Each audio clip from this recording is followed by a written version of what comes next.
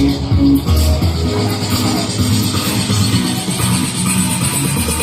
in front of you is hunk number 4.